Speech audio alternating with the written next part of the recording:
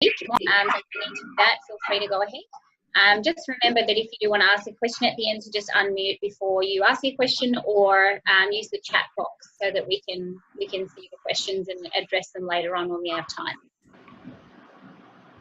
Okay. Okay, I think we might get going, hey? What do you reckon, Greg? Yep, I think so. You ready to go? Yep. Okay, well, I'd just like to formally welcome everyone. As I said before, thanks so much for being here this evening and taking time out to, find out about this investment project.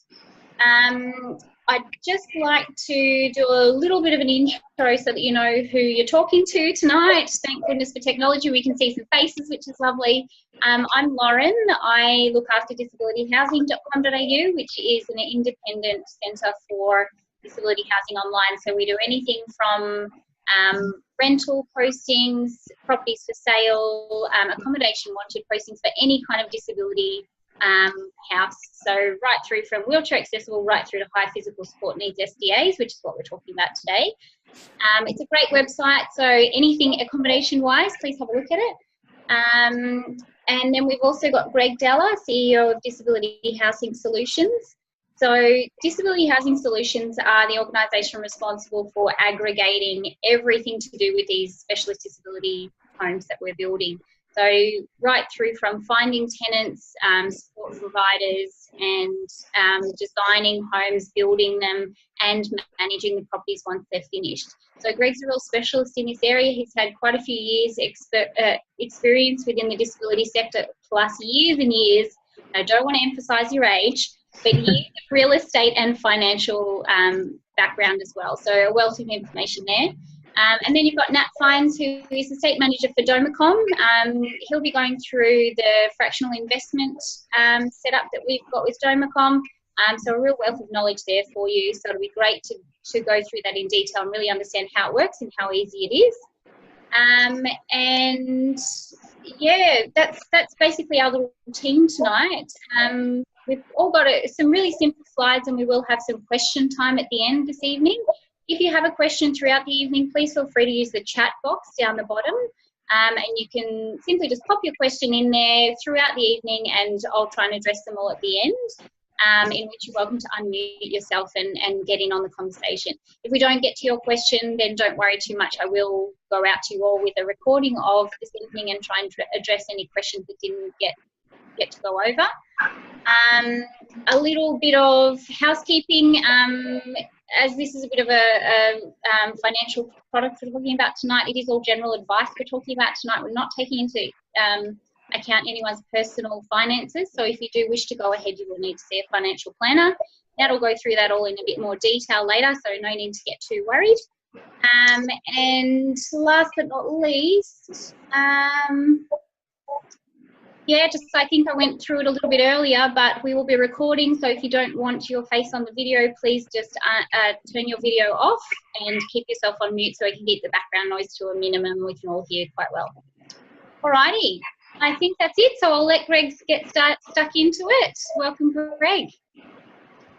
Okay, thanks Lauren for that. I'm just going to bring up my little slideshow here. Welcome everybody, and thank you for joining us. Disability Housing Solutions has been involved in NDIS specialist disability accommodation for the last 2.5 years. We've been there since the beginning.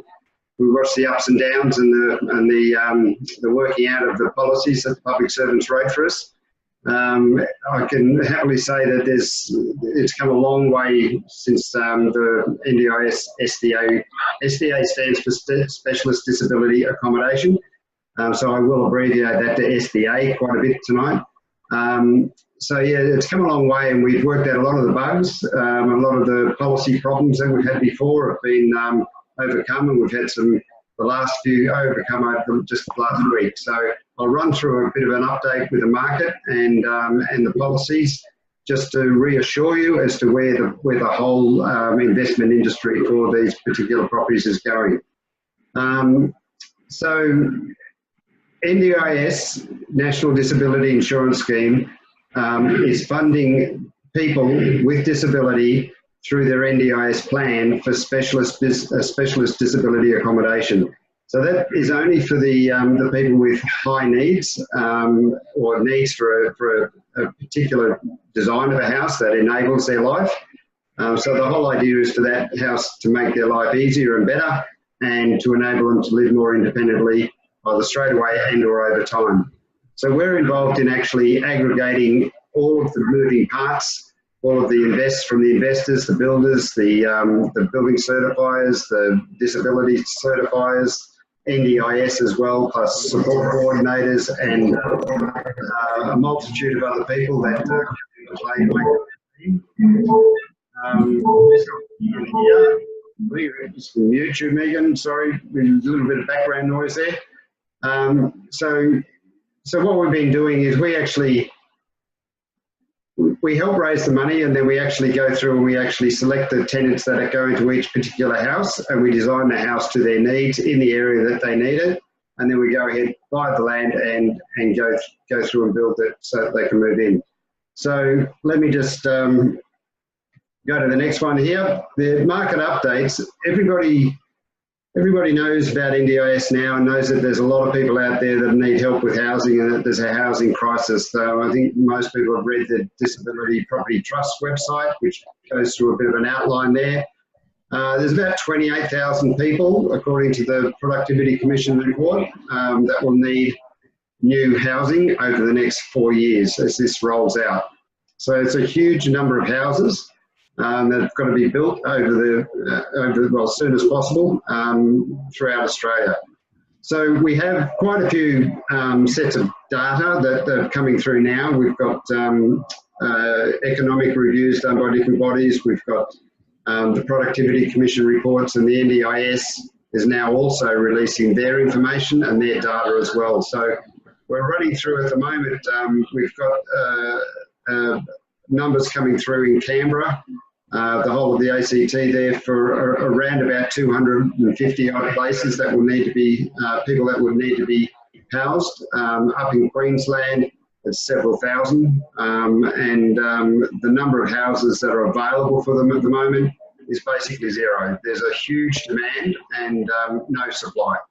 Every house that is being built, and there are quite a few started. There's a couple of hundred started around Australia. I was talking to one developer the other day who's building one at North Lakes in Queensland, and it's a 4-person house, and they've got 30 people on their waiting list to go into that 4-person house, and it won't be finished for another 6 months yet. So we're the same in Canberra. We're working closely with the Canberra Hospital, and there's 20 people in there at the moment that are stuck in there, and they've all got their NDIS plan and their SDA allowance all ready to go. So we've just got to build the houses for them so that they can move out. Queensland, we've been working closely with quite a few different support coordinators and care organisations, and we've also recently been working very closely with the parents and friends and family of Halwyn, which is the people up in Queensland will probably know that it's been closed down very shortly. November, actually, it's been closed down. So we're looking at I think 34 people there, was it, Lauren, that are actually 39 families were told about 3 or 4 weeks ago that the Halwyn Centre was being shut down in November. The date's been extended, but ultimately it'll close down, so there'll be 39 people looking for a home, and they're all high physical support needs with complex medical issues and all sorts of things. So yeah. Yeah. Just out of that one centre, and there'll be more like it closing throughout the country. Yeah. From the website, Lauren, from the Disability Housing website, you get a lot of requests coming through for people looking for accommodation at that high physical support level. I've seen some of your stats and things that it's just ramping up exponentially at the moment. It's there's a lot of demand out there for as people go through their NDIS and they get their plan and they get their SDA allowance approved. Then they go out and they can go out and look for a place, and there just isn't any. I've had quite a few social workers ring this week looking for homes for high physical support needs people coming out of hospital. whether it be in a month's time or 2 months' time, and unfortunately there's just nothing out there for them. So they're trying to find the properties, but without the availability there and without people building them, there's just nothing there. So this is what this is all about, which is really good. So we have a mission there on the Disability Property Trust website to build 100 houses throughout Australia over the next few years. And that's what tonight's information session is all about, is to actually raise the funds through the community with social impact investors to actually get on board and put their investment dollars behind this, so that we can help hundreds and hundreds of people with disability get into a decent home, a home that will actually they can stay in for long term. They have control over it with their own lease. They can have 5 + 5 + 5 + 5 year leases, so they can actually stay there for a long time, and it can become their home. So it'll make a huge difference. So just going back to the market update, on the 7th of February, the NDIS approved the framework that was pricing framework that was studied by KPMG. And it was all signed off at COAG last meeting, and the NDIA, which is the National Disability Insurance Agency, accepted it and got behind it just on the 7th of February. So some of the key areas here for investors is that one thing we had a problem with, it was in the policy, they hadn't clarified about their price reviewing. As anyone knows, if you go into an investment property, you want to know what the rent's going to be moving forward and how it's going to be controlled. So a lot of in fact, all of the grey area has been smudged out of that now, and we have the policies being changed to this bit here. Oops, there. Go back one. So they've now stated that there's going to be no downward movement in prices during each 5-year review period, which is significant because it means that once you have a price set and the client has that amount in their plan, then that's not going to go downwards, it'll only go up. And they will put it up here and there where they want to incentivise more houses in particular areas. I'm just getting a sign up here saying my internet connection's a bit slow. Is everybody getting me okay? It just stopped for 5 seconds or so there. So I think you were just saying that there's no downward movement in the pricing schedule now it's reviewed. Yeah. Yep. So the future, and also the future pricing benchmark reviews. So every 5 years they'll review the pricing, but it's now going to be done by an independent review board. And on that review board will be an industry advisory board. So the benchmarking is how they establish how much each different category of house and each different level of needs of each different person is actually calculated. So it's really good news that they're going to, it's really firmed it up, this last report. So the establishment of the Industry Advisory Board, I understand, Lauren, you've applied to go onto that, to be appointed to that as a spokesman for the marketplace. Yep. We're in a unique position here where we're getting contacted by people looking for accommodation for themselves or for a participant, so they might be family or a social worker or care provider. Plus we're getting the other side of it where investors are contacting me saying, I've got this property, what do I do with it? How can I get it out there? So we are in a good position there to understand both sides of the market a little bit and have some good statistics on the inquiry and the supply and demand. So hopefully we get on there so that we can voice our opinion on what needs to happen in the market to get things moving and really get the accommodation out there. So we'll know in a week or two's time. Okay, good. Yeah. So I've just copied and pasted a little bit of that report, and the Minister for Families and Social Services, Paul Fletcher, stated that the government is committed to remove the barriers to investment and increase the information and data and providing greater price certainty to investors at this critical stage of the market. Also, he stated that the SDA prices will not change unexpectedly. So this has been the concern that we've had and investors have had over the last 12 months or so, and it's all going well. So what I've done here, just to getting onto the prices, I'm just going to run through an example of a 4-bedroom house, a 4-participant house in Canberra, and this is pretty pretty well generic across the whole country, except we do have slight variations that because we've got a location factor. So you can see here that Canberra has a 0.96 of the 100% fee. So it's slightly discounted. I don't know why that is, because Canberra is one of the most expensive places in the world to build, but it's also got really good capital growth. So anyway, there are a few changes, little slight changes, probably from 94 up to the centre of Sydney, you get 200%. So and that reflects the price of the land generally. So this is a capture. This calculator is available on the NDIS website, so it's not secret or anything like that. Anyone can download it. It's a spreadsheet.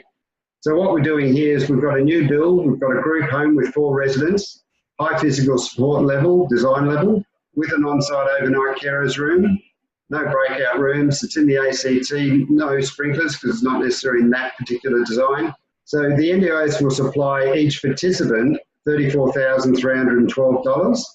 The participants will also have to contribute 25% of their pension, plus any reasonable rent contribution that they get from Centrelink, and generally speaking, most participants will get that full amount. So that comes up to $9,412 per year per participant. So if you add all that up, it comes up to $174,897 income, gross income, for a 4-resident group home in Canberra. So that's just an example. So I'm just trying to show you that the income is set there. That would then be set for 5 years. So, and then reviewed by the review board to the benchmark, and the formula for their benchmark, it's pretty solid. It's not going to go down, in my opinion. It goes up each year to CPI as well. And as we move forward into the next 10, 15, 20 years, it'll follow the general real estate market. So I've just, from that figure, I've then pulled out just an example of a financial summary. So if we bought a block of land in Canberra for $525,000 with our stamp duty, legals, and the build cost is quite expensive because of the type of build we have to do. A total project cost of $1.243 million. We've got that income there. I've transferred that income into there. We've then got an SDA provider fee, which is like the property management fee, plus all of the complying documentation that we have to provide with NDIS. We've got just an allowance for rates and land tax and insurance and maintenance. If this property was in the Domicom fund, Domicom run the trust, and Nat will explain all that soon. They have a fee that they charge, like an accountant's fee as well for the unit trust. All that's all covered. The total expenses of $44,000, so a net income of $130,000 with a bit over 10% return on investment. So that's the sort of thing that we're sorry? You're just dropping out a little bit there. Can you just say that again? So your net income's 130 with your expected ROI of 10.4. Yep.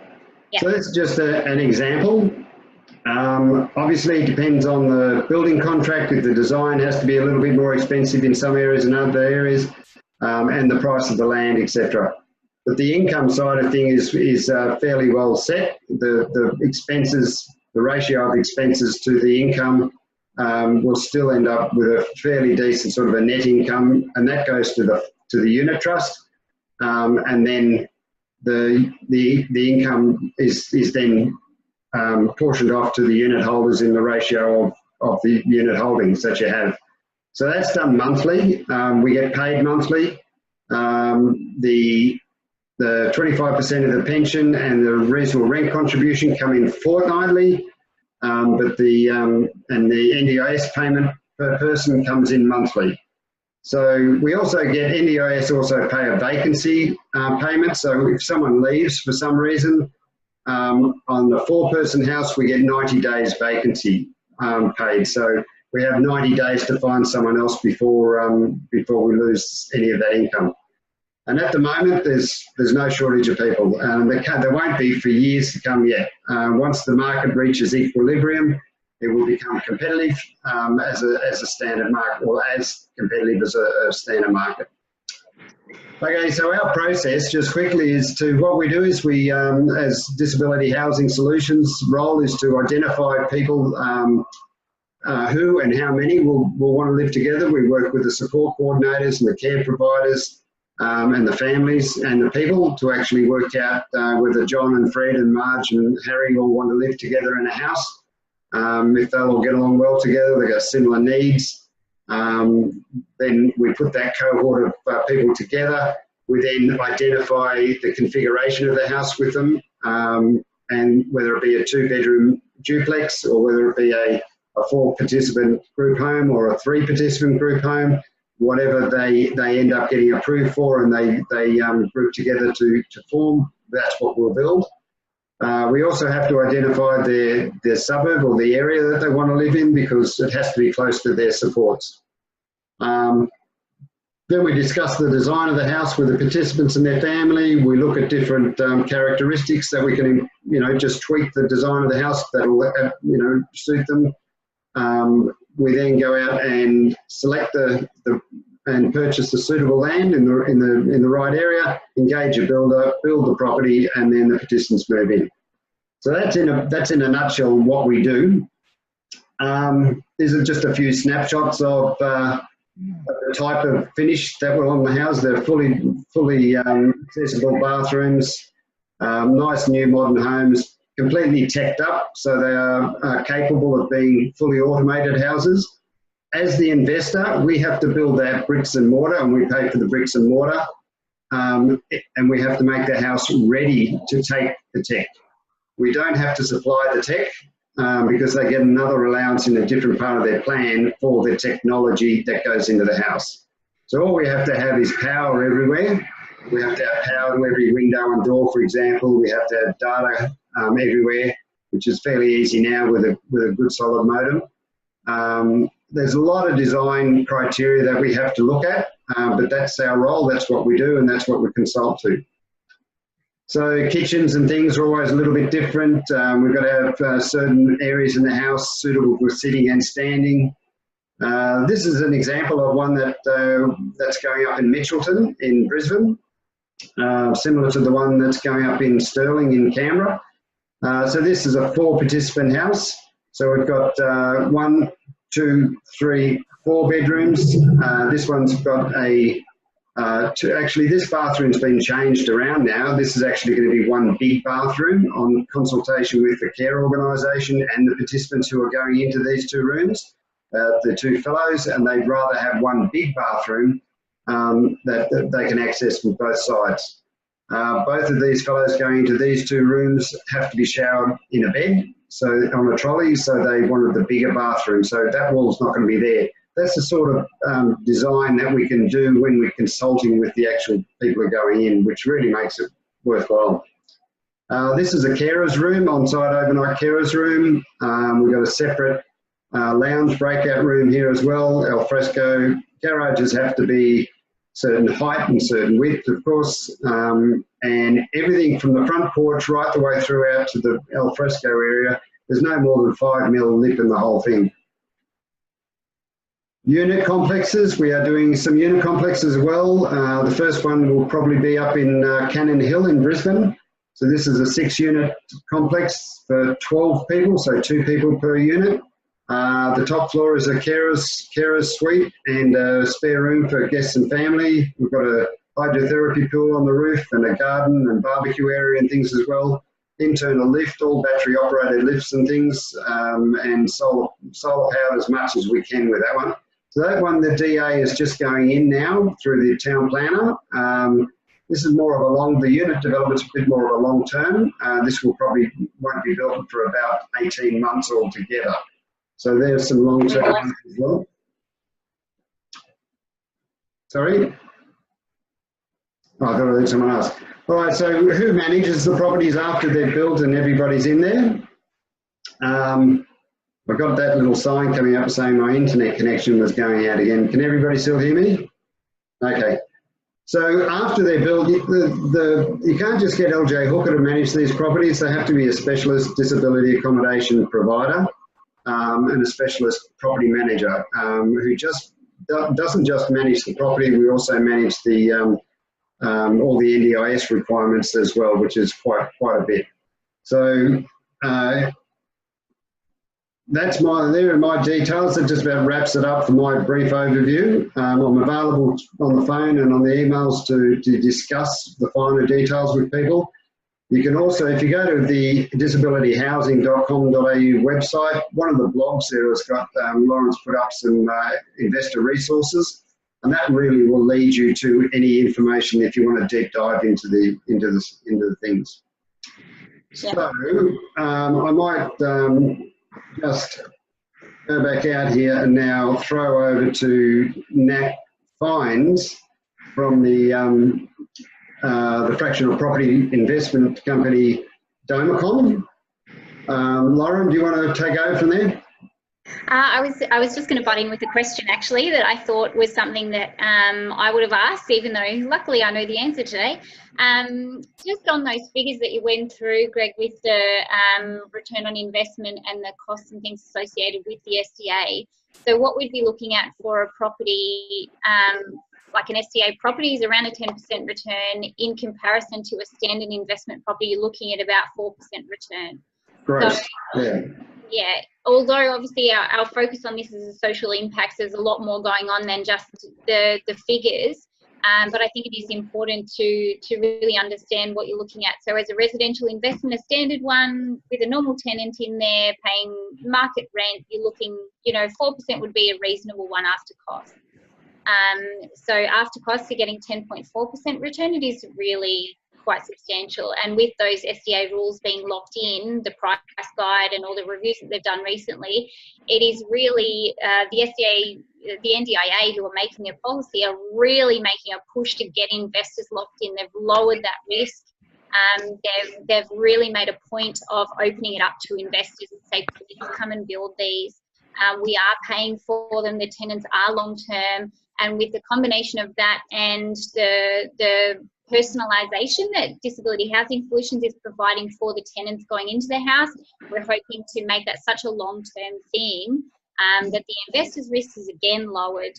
This is a really long-term plan for you, and just a really good opportunity financially and social impact-wise. So I just wanted to make that really clear, because I always found it very interesting to compare to your standard investment and say, well, look, if I've got money to invest, A or B. Obviously, I'm going to choose A because of all of the positive reasons associated with it. So, can I butt in there, Lauren? The primary reason why we're using the fractional property investment platform with Domicom is for one, because they do all the hard work with all the management of that. Thanks, Nat. Yeah. But the other thing is that this opens up the opportunity for the people who are living in the house to also invest in the property, and their friends and their family and their carers can all invest through their SMSFs and things like that. So we're going out to all of the friends and family on a separate information centre to actually encourage the people who are living in the house to gather some of their friends and family around and to invest in as well.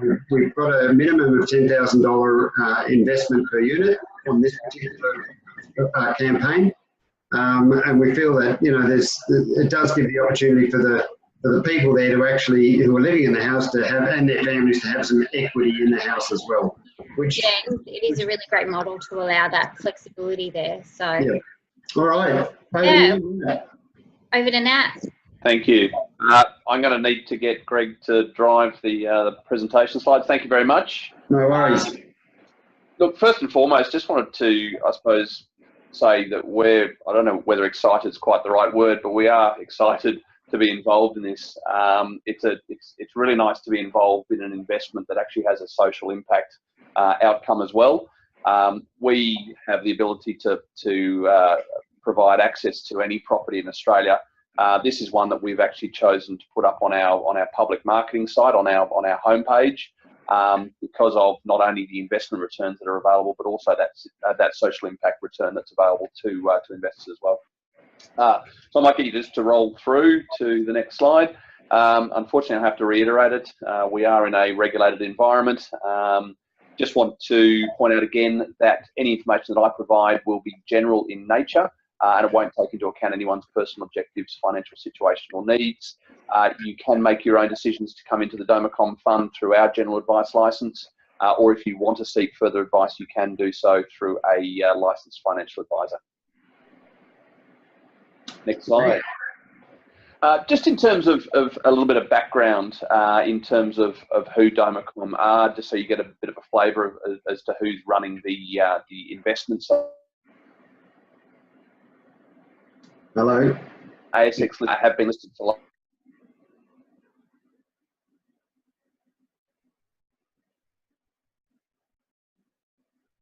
the company, Australian. Domicom operates a managed or registered managed investment scheme, so a managed fund for anyone, just as a general term. And we operate that managed fund under a legal document called a product disclosure statement, and that's the legal document that governs exactly how the fund operates. And it's certainly something that the people would need to read or at least review before coming in and making an investment. What the Domicom Fund does is it allows investors, it allows project sponsors to list property investment opportunities, and that can then get sent out to a variety of different retail investors, and those property opportunities can be what we would call crowd-funded. As part of the process of what Domicom undertakes, we also commission independent due diligence on each property or each underlying asset, and that due diligence is the normal due diligence that will be involved in any property purchase. Legal review of title and contract, building inspections, and also a valuation on that property. In essence, to ensure that there is nothing fundamentally wrong with any investment that a retail investor makes into a specific property project. We also manage a capital raising or campaign process, and you may hear me refer to the term campaign as well. And the campaign process is, as I say, that process of raising money for a particular property asset. In this case, it will be NDIS housing. The legal structure, as I say, is a managed investment scheme, and that managed investment scheme has an independent trustee of the fund, and the independent trustee is Melbourne Securities Corporation. And to provide an additional layer of security for all investors, each asset within the Domicom Fund is actually held by an external custodian. And for those of you who have heard of Perpetual, it's held by Perpetual Corporate Trust, who have been around for 100 or so years or more, and have a market capitalisation of over $2 billion. So it's a big, safe type of company. Next slide. So just to give you a little bit of a flavour in terms of what the Domicom Fund or the idea behind Domicom is, and I'll read this through because it's the best way of doing it, but the Domicom Fund enables investors and SMSF trustees to co-invest in a percentage of one or more high-value assets like property and loans in a syndicate-like structure, where those investors share in the income and capital value with a group of other investors. And we call that concept fractional investing. Next slide. So I've referred to the term crowdfunding before. There are a number of different ways of looking at crowdfunding, and there's three listed there. One is donation-based, where essentially a good cause comes up, you donate some money, and you get a feel-good return for that for those crowdfunding efforts. The other is a reward-based, where you might be the first person to provide some money to a new gin distiller, for want of a better example, with a view that you may get the first bottle of gin that's distilled if they ever get it up and running. The alternative is the equity crowdfunding solution, and that is what Domicom operates, where anyone who joins in an equity crowdfund actually gets an equity stake in the underlying asset that they are pledging or bidding money towards. I've also referred to the term syndicate before, or syndication. Essentially, we are a modern form of syndication, but we have a more advanced legal structure in that it is a managed investment scheme which allows retail investors to come into the fund and co-invest with other investors. The idea behind crowdfunding and behind fractional investing is that people can come into higher value assets like property with an amount of money that they can afford to invest in a particular asset, and for that they will essentially have co-ownership or co-investment with a group of other investors, and for that they will share in the costs, the income, and the profit that will come from that particular underlying asset. So by co-investing or by fractional investing, we're essentially reducing the cost of going into a higher value asset. Our minimum is $2,500 into the fund. The minimum, as Greg pointed out, for this particular campaign is $10,000, just to keep it simple. And at the end of the day, what investors will get are essentially exposure to assets that may otherwise be difficult to achieve because of a limit in terms of the available capital they have to invest. Thank you, Lauren. So how does crowdfunding work in Domicom? The first thing, and I referred to it before, is our product disclosure statement. I'm sorry, it is a long document. It's not the most interesting of documents, but it is a document that governs exactly how the Domicom fund operates. There are about 7 pages at the beginning of it, which we call At a Glance, which is a really good summary about how the fund works, what returns or what it costs, how different things and how different processes work within the platform. Once you've had a read of that, there is an online application area, and we'll have a look at the actual website and the platform after this, and we'll show you how you can actually essentially click on a link and begin an online application. It's not difficult. It's a matter of filling in some personal details, and that will essentially create an account within the Domicom fund once funds have been deposited into the Domicom fund. Once the account is completed, a 4-digit signature fund. Those funds go into a cash pool account that's run by ANZ, and that ANZ bank account currently pays 0.58% over the overnight cash rate, and that equates to 2.08%.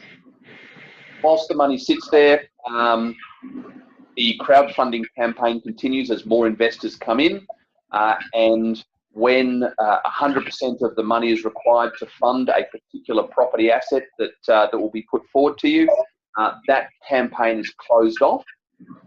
We take all of the information that relates to that particular property, the description, the results of our due diligence, any disclaimers, etc., and that creates what we call a supplementary PDS, and that will be issued to all investors via email.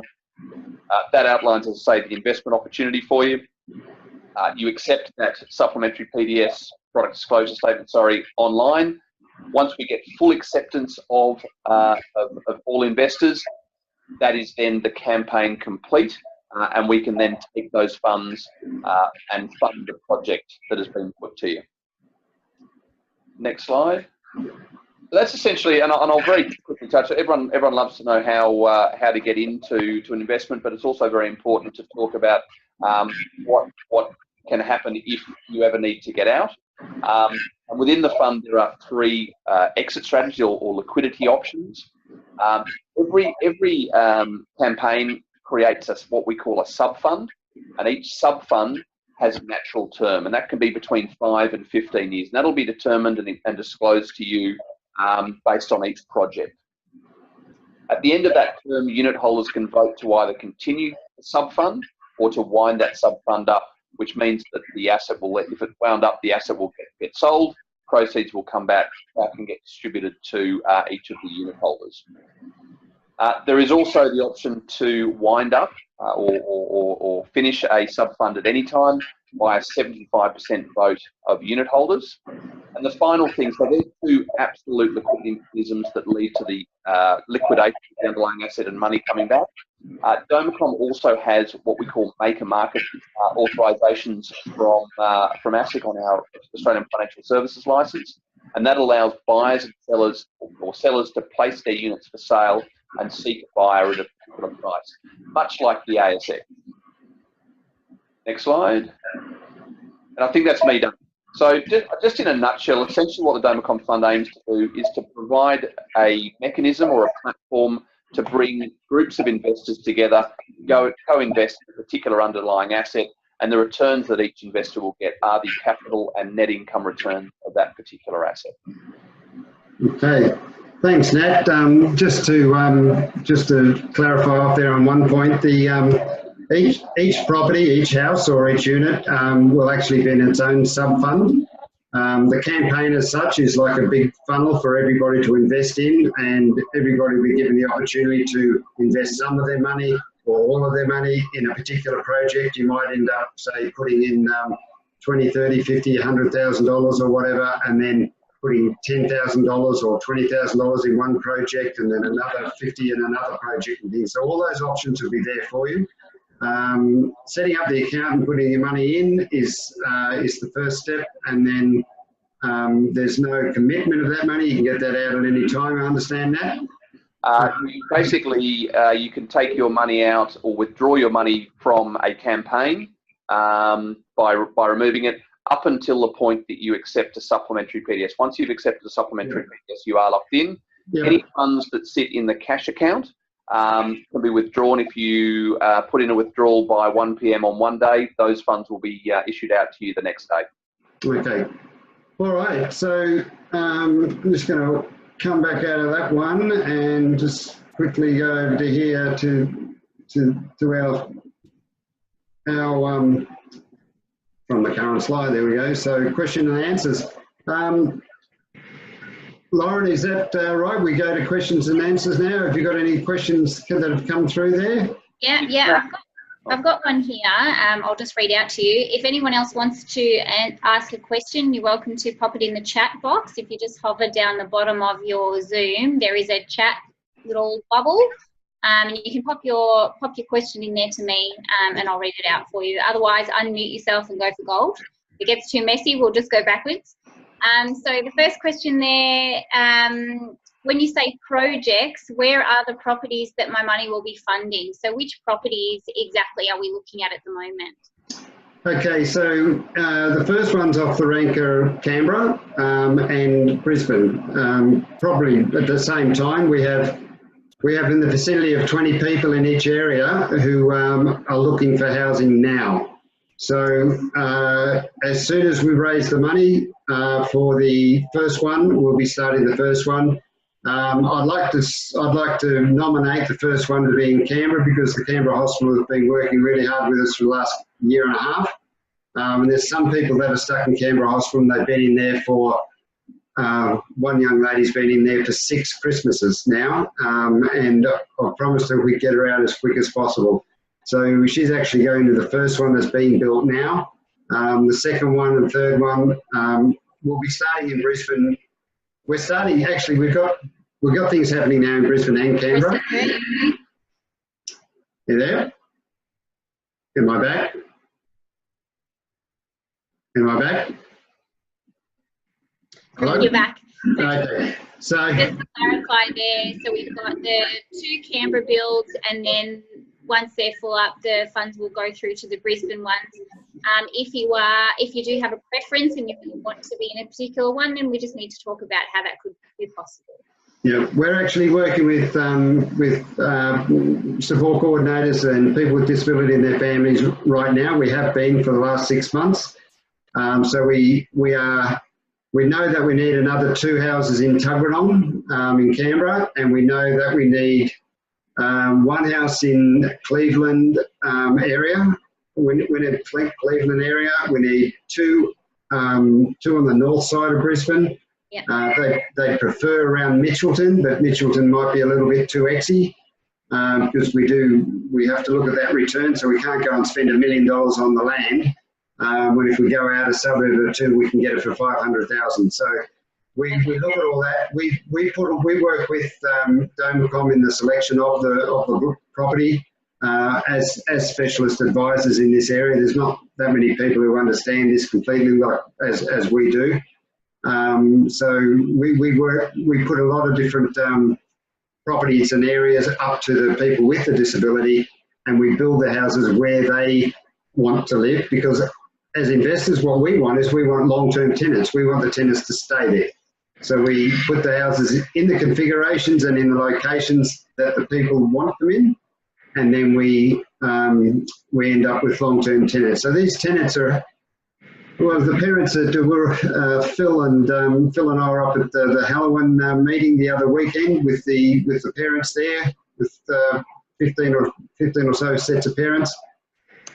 Their loved ones are in Halloween at the moment, and they are they are ready to go, and they want 20-year leases. And so what would happen there is we do a 5 + 5 + 5 with the option for the tenant to move, and some we would design the leases to suit. But this is all done under the guidance of under perpetual trustees. Okay. I've just got a couple more questions. Okay, sorry, I'll stop. Yeah, sorry. Okay, so we've got a couple of questions there. Is the 10% return guaranteed? So it's always a good one to address because that's, I guess, where the biggest risk is for the investors. So can you just go over, I guess, those key features there of the stability of the income for the property? Okay, so at the moment, there's not going to be ever any guarantees on the return because it just depends on whether or not the house is fully occupied or not. For the pricing from NDIS has now been guaranteed as far as the government is concerned. But this is legislation that's been signed off by all states and territories and all major parties. And I know that all major parties and all of the minor parties as well are all fully behind the NDIS because it is economically viable. It saves the government purse a lot of money overall. The people in Canberra Hospital at the moment are costing around about $1.9 million each per year. If we put them out of their homes, we reduce that cost down to about 60%. Now, the NDIS, the way it's structured, it is an insurance-based scheme. So this is here to stay. The people are here to stay, and there's more of them coming every week. We have, people, we don't just stop having people with disability arrive, in our world. So there's a huge demand at the moment for the next foreseeable 4 or 5 years, I would say, before we even get anywhere near having enough houses to put most people in. So yes, we will reach equilibrium, market equilibrium, and things will even out then in the supply and the demand. That's why it's very, very important to put the properties in the right areas, the right designs, and designed to the particular people's needs so that they end up staying there for life.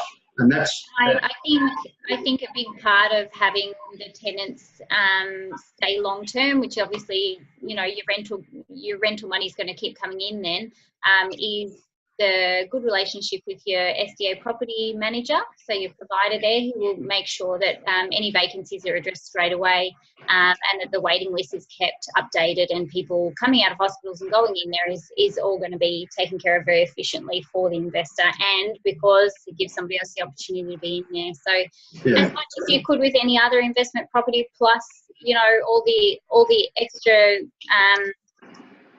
things that the SDA policies try to address to make that a long-term investment and lower the risk for people. So the other thing, Lauren, is that you're investing in a block of land and a house. Now, albeit they are houses that are got big bedrooms and big bathrooms, but they are still they have to value up for DOMACOM's custodial and legislative governance. The houses actually have to value up, so independent valuation. So you're getting a bricks and mortar investment to start with that is on value. The tenants, though, are special because they're special people, and we also get higher income from them because of okay. So yes, it is a niche market, and that's why we're going to these extents of actually explaining as much as we can to individual investors, and structuring the investment through the fractional property trust gives you an opportunity to spread your risk, to go into several different houses, and also there's that option there for some sort of an option for liquidity as well. Okay, so I've got another question there. Nat, this one's probably directed at you. So can I use funds from my super fund, and how do we do this? Through DOMACOM. The question really there would be what sort of super fund it is. If it's a retail super fund or an industry super fund, a public offer fund, then the answer is probably no, because our investment option is not available through those superannuation products. Mm-hmm. If it's a self-managed super fund, then the answer is yes. The self-managed super fund can invest in units in a sub-fund that will own one of these properties. Okay, great. Thank you for that one. Okay, I've got another one there. Are these projects bipartisan over the two major parties? So I can't answer that one. Greg, do you know? Are these projects bipartisan? Do you mean do all state and territory governments and the federal governments, all the major parties have all signed off on the NDIS? Now, I can't say any more than that. I mean, this is the biggest social rollout policies since Medicare. It's not as big as Medicare, but it is substantial. It's a substantial piece of the federal government's budget. But as I said before, it's a twofold win here, because the government will end up winning because this is a cheaper way for the government to spend their money, or a more effective way for them to spend their dollars. A lot of the funding is moving off state governments and into federal government's arms, but it's really a cost saving to the public purse long term, and it's a huge benefit for the people with disability. So the NDIS overall, I know there's been some bad press, however, that's all you get in the press, all the drama. We hear daily of absolutely wonderful stories about how people's lives have changed with the introduction of the NDIS. There's definitely some hiccups and bumps and curves out there, as there is with any rollout of any policy of this magnitude. But look, everyone's trying their hardest here, even the public servants, God bless their souls. It is really starting to work well and starting to roll out, and the housing side of things is the simple side. We just fund the bricks and mortar. So if everything turned egg-shaped with the NDIS, you still got the bricks and mortar, and the people have still got to live somewhere. See, if the properties that we build end up not being funded by the NDIS, where are the people going to go? Back to hospitals and nursing homes? No. No, that happen. There's no way. No. All right. So another question. When you talk about 4% return or 10% return, when I think that was aimed at me, just before with the standard investment property compared to these ones, just to clarify, that is return on investment, not yield. So your yield for these properties is up around anywhere between 12 to 16%, but once you take your cost out, you're looking at roughly a 10% return. And as Greg mentioned, that depends on the cost of the land. The cost of the build sometimes varies depending on what type of build you're doing. So there's a few variances there, but that's pretty much what we're looking at, especially in that example. What I might do when I send out the recording to all of you is include that cost spreadsheet that Greg went through, which really you can go through all of the examples and see exactly the returns that the SDA is going to provide for you based on the tenant type and how many people are going to be in the rooms and all that sort of stuff. So if anyone's interested, I might just get you to come to me actually, instead of just sending it out to everyone, because it's quite a big spreadsheet and it'll probably slow everything down. So yeah, if anyone's interested in getting that spreadsheet, please just give me a yell and I'll flick it straight to you. Okay, another one. So thanks for all these questions. There's so many. Are we able to build the houses ourselves with design and help from you with the management as well? I will get Greg to go into more detail for that. In a nutshell, yes. Just a bit of a different service than I suppose what we're going over tonight, but yeah, we do that as well. If I can understand from a Domicom perspective as well, we have an obligation to make sure that whoever's actually doing this is actually doing a good job, is licensed properly as a builder, all of those sorts of things. So I think the answer is yes, possibly, but we would need to look a little bit further into who's proposing to do it. Yeah, the properties are fairly expensive for most property investors to get in and do one themselves.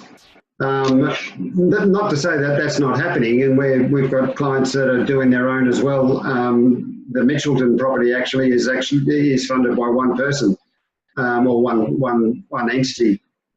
So we do the same job for everyone. We aggregate the whole thing. We get bring the whole thing together so that it happens, and that's from helping with the fundraising, which in the majority of cases will be going through Domicom, so that people can actually spread their risk and they can put some of their money in other areas. The first few projects that we do with Domicom Fund will be, in the campaign, will be 100% funded through equity, so no borrowing. However, with the new relaxation or the new firming up of the policy around funding, we will have opportunities to actually take the loan on the property as well through the fund. NAT organises all that, or the Domicom organise that as well, so the fund actually borrows the money. Let's say that we might do a 50-50 loan and a 50-50 equity. So that one property might be, have 50%, say 600,000 might be funded through a loan at 6 or 7% or something like that, and then that will increase the yield or the net yield. So all these things are possible. We will be putting to Domicom a variety of projects as the fund builds.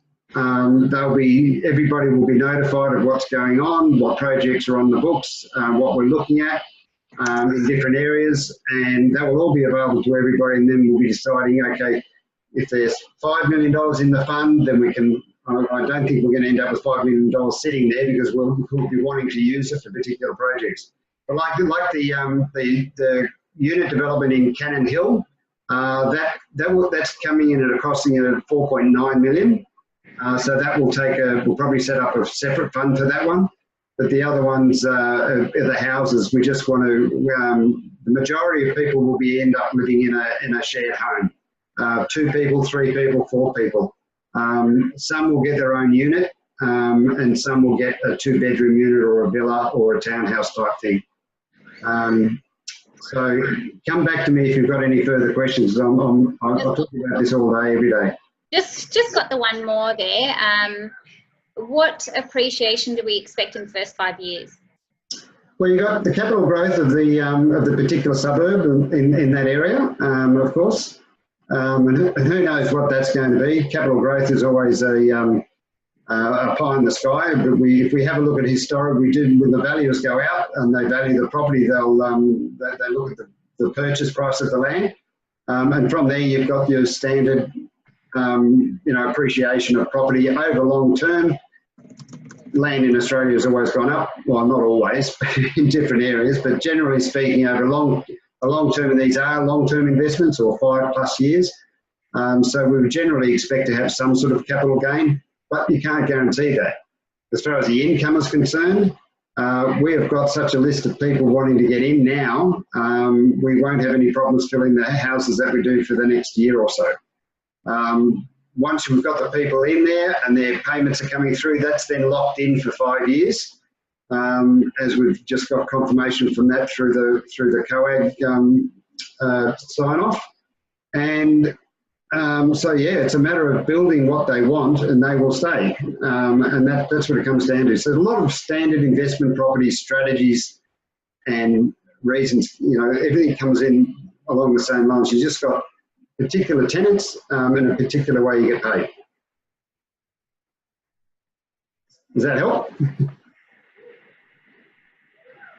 I assume so. I think that that seems to be the majority of the questions addressed. Has anybody else got any other questions they wanted to go over? Just seeing my chats go through. We are on... I think that'll do for tonight. Look, there was a lot of information there for everybody. So, I know what it's like end of the day. But look, thanks all so much for being here this evening. We really hope that it's opened your eyes up to the possibility of investing in this anywhere from 10,000 right through to a whole project on your own. Everyone's in a different situation, and we really wanted to just educate people on the possibility to do something in this industry. So look, I'll keep in touch with you all. I will send through the recording, and majority of you have asked for the SDA spreadsheet, so I'll send that through tomorrow. And look, if you have any questions, just give us a call. We're here to help, and we're here to really make this happen. We have quite a good timeline going at the moment. The Canberra properties obviously are going to be first off the rank, and then the Brisbane ones, we've got a couple going up. I think demo was actually this week, so they're already started as well. So this is happening. It has already started, and we just want to get you guys on board and give you the opportunity to be part of it. So, Greg or Nat, did you have anything else you wanted to say, or? I was just going to make a comment in general. We were going to have a look at the website, but if anyone wants to find out more information about the project, what we're planning on doing, we actually have a campaign which I talked about on the Domacom website, which is www.domacom.com.au. And you'll actually see an NDIS-based campaign there, which will run through what the project is proposing, and there's actually the ability to also open accounts, etc., from there as well. But that's obviously another step. Yeah. So this one here. A really good, or the campaign on. So we're originally going for a target of $10 million. But over the years, we're looking at 100 homes, which will be closer to $100 million. So it's a big project. We'll be doing these sessions once a fortnight.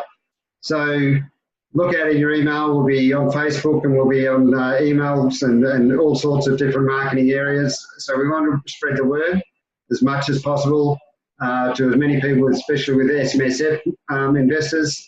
These are great for that side of things. This is the page for the campaign, and down here at the bottom you can just go apply now, open your account up as Nat said, and then pop some money in there. We'll get this thing rolling. Sounds good. Alrighty, I'll wrap it up. Thanks everyone. Thanks Nat, and thanks Greg, and everyone who's attended. We really appreciate it, and we'll be talking with you soon. Okay. Alrighty, have a good evening. Thank you. Bye. Bye everybody. Bye.